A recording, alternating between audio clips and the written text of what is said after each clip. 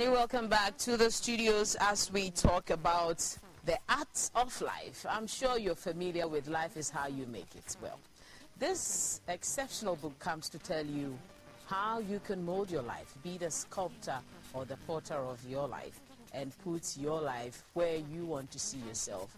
Whichever date you give yourself is up to you. In the studio, I've been joined by a regular guest on the show that we all know, the Visionaries Foundation Director in the person of Scoffrey Nanaya Yepwa. Today you look sober and calm.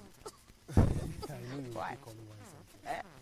Do I always speak on you? Yes, if you don't see me for long, then you choose to put me on a hot spot. Hey, but are you not judging me too harsh? I know my Yakuba now. You know? Anyway, it's good for someone to know you. Yeah. I hope I'm sculpting my life well. Well, I believe so. What makes you? So. What do you see? What do you look out for to make you think that one is on the right track, according to your book? Well, life wouldn't come without challenges. But as a matter of fact, if you look at the cover of the book, it is a dummy with one missing, and the environment tells you that you are a whole, complete being. But this part, which is your personal life, must be molded by you. So that makes you an artist, whether you are a sculptor, a carver, whatever it is, you are to mold your life this way. You should be able to have put your conscience into concepts, then finally into content. But you will need the channel to be able to discover, develop and deploy whatever that is in you, so that you see the kind of masterpiece you want. Do you think this is not a known carved way that everyone walks in regularly? No, as a matter of fact, I took time to research, and my personal life is a testament of this book, because until somewhere 2001, I had to undergo a special kind of training that was organized by some world-renowned transformational speakers around the globe. Dr. Kalonai Isis Fuqua, Betty Spruger speaking award in the United States, Susan Hawkes. These are the people who helped me to take a stand, and today, if I've been able to put all these experiences together into a book, then that is to tell you, it's not just the words that we utter. Something must guide you. That is why the sub-team is called Mastering Tools for Living.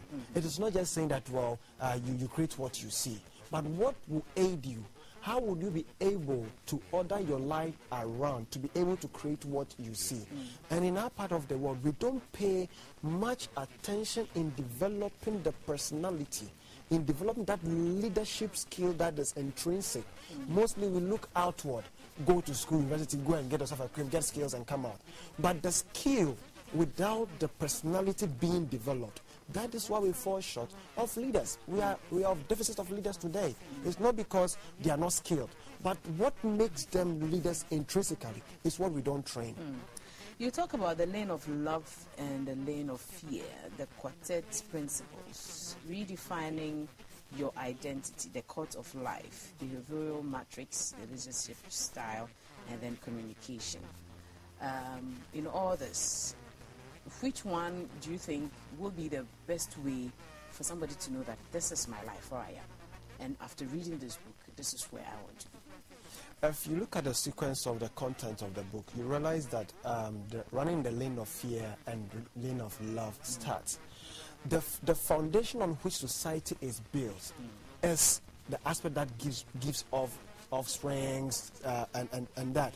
So if your perception and understanding about love is all about emotion and sentiment, then you've missed it all through. You must understand what it takes, because in the lane of love and the lane of fear, I would say, when love is not obliged, in the lane of fear, it is obligation. In the lane of fear, it's expectation, whilst love is not expectant. So you must have this understanding before you take off.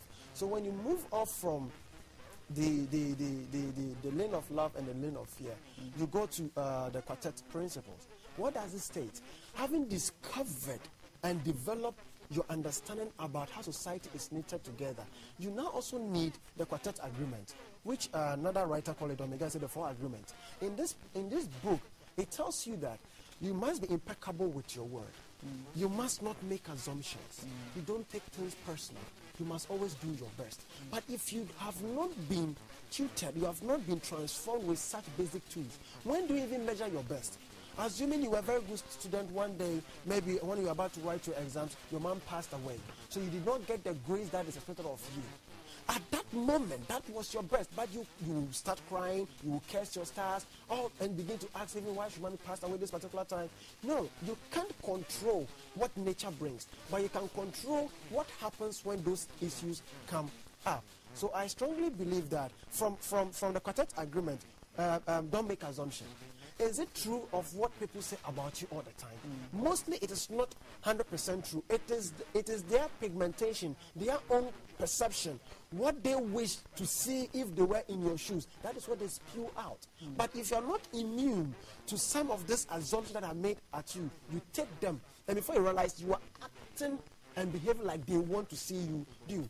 And the other area that makes me feel good is being impeccable with your word, authentic. Okay, I'll be here at 9. That is why I always get angry when people say Ghana man time. If you'll be there at 9, 9:05 you are late. People must take you for your word. People must ask for this particular person. If he says A, he means it. Yeah. Then you move on to the court of law. Life is simply like a court system. That is all that life is about. It's like a court system. Depending on our beliefs, depending on where we were brought up, in a nutshell, all these things forms part of us. Assuming living in a family, your dad treats you in a way, your mom does same. When your uncle comes around, he also. So before you realize, you are picking aspect of all these people, and you, an individual, you want to act like all these people. So before you realize, you are not what you are as a unique person, but you begin to be a duplicate of all these personalities. And that is what I call the scroll of the end. And whether something is good or bad, it is dependent on what you have learned from your infancy. So if you realize what is good in, let's take in the southern sector here, maybe taboos or what, maybe if you go to the north, it's not a taboo. What might be a taboo up there, if you come to the south? So how come that a delicacy that is so sweet down here, there is a taboo, or is up there? So it is the court system. So the art of life, mastering tools for a living, in order not to let you let out all the cats in the bag. We have to go grab our copies and read thoroughly, taking your time to imbibe the food for thought that is coming out from our brother. Score-free. Has it been launched yet? Yeah, it has been. And how was the response so far? Like I said, I'm not expecting too much because anything will take a time to settle.